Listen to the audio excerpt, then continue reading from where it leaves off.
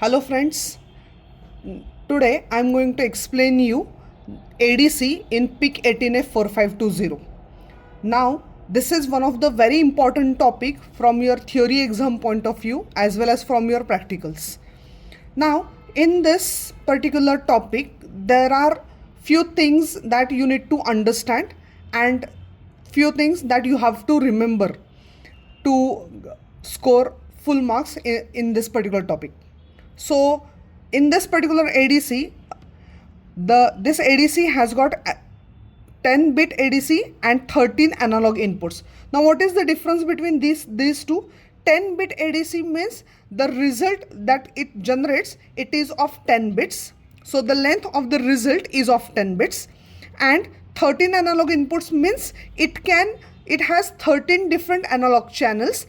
It indicates that it can take analog inputs from 13 different sources.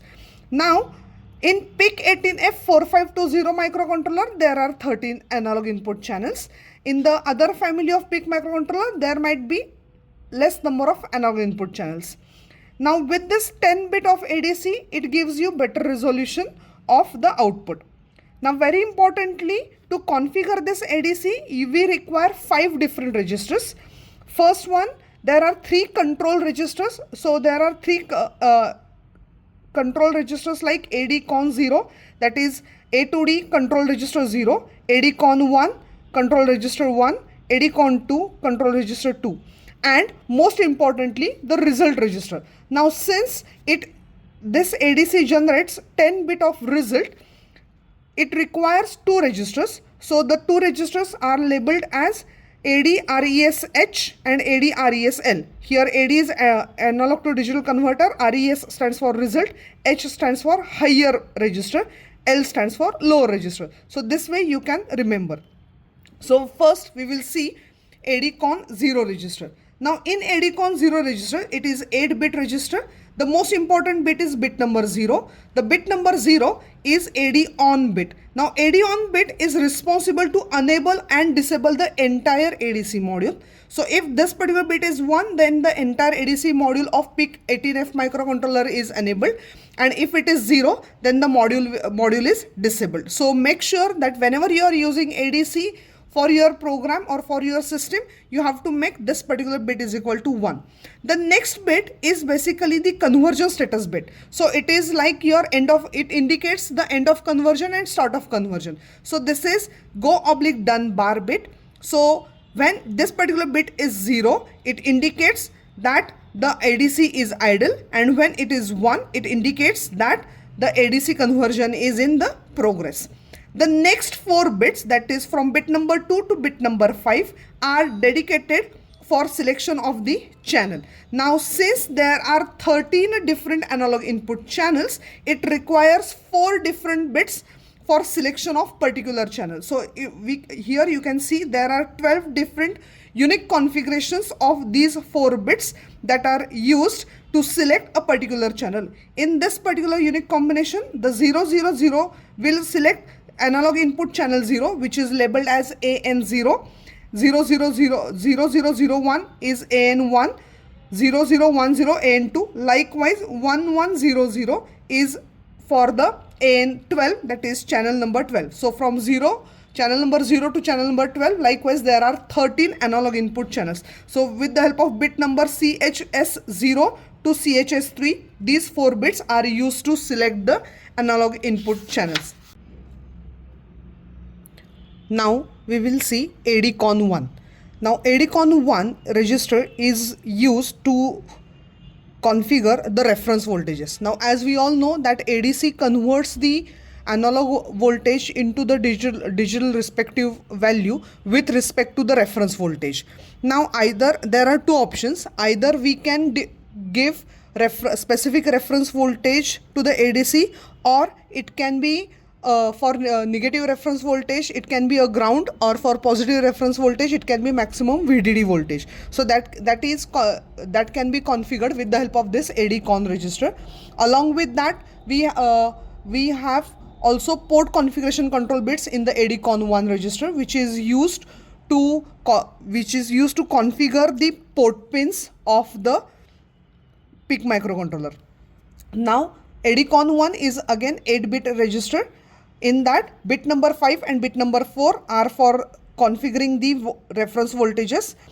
VCFG1 is basically used to configure the negative voltage reference configuration bit, and if it is 1, the negative reference voltage can be connected to the channel number 2, that is AN2, or if this particular bit is 0, then the negative reference voltage is considered as VSS, that is ground. Bit number 4 is VCFG0. It is used for positive voltage reference configuration bit. If this particular bit is 1, then the positive reference voltage can be connected to the channel number 3, that is AN3, or if this particular bit is 0, then the reference voltage will be considered as maximum VDD, which can be 3.3 volts or the 5 volts. The next 4 bits, that is from bit number 0 to bit number 3, are basically for the port configuration control bits. So it is from PCFG0 to PCFG3. Now the table below gives the combination of all 4 possible bits in this table. So from 0000 to 1111 is all possible 16 combinations. For all these 16 combinations, these are the channel numbers, that AN0 to AN12. So these are all 13 channel numbers that are available for the ADC.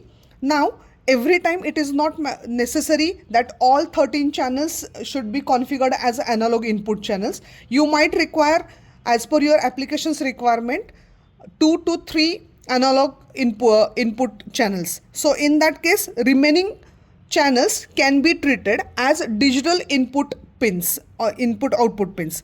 So how many number of analog input channels you require, accordingly you can configure these 4 bits. For example, in one of the examples, suppose I require only 1 analog input channel, then I can go for the configuration as 1110. Here, if you observe, all the channels except AN0 can be configured as digital input output, and the only AN0 is configured as analog input. In this particular table, A indicates the analog input channel, D indicates the digital input output pin. So according to your application's requirement, the number depending upon the number of analog inputs that you will be using in your application, you can go for particular combination of these 4 bits. Now next is ADCON2 register.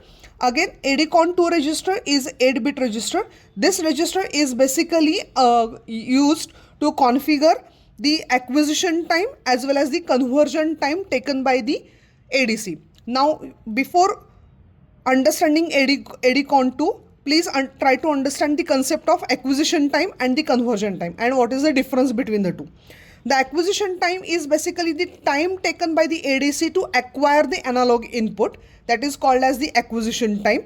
The more duration you will allow to ADC to acquire the analog input, the precisely it will accept the analog input. Whereas the conversion time is a time taken by the ADC to convert the data from analog to the digital. So try to understand the difference between the two. Here, with the help of ADCON2, we can configure the duration it takes for the acquisition and duration it takes for the conversion. The PIC18F4520 microcontroller provides us this facility to configure these two timings.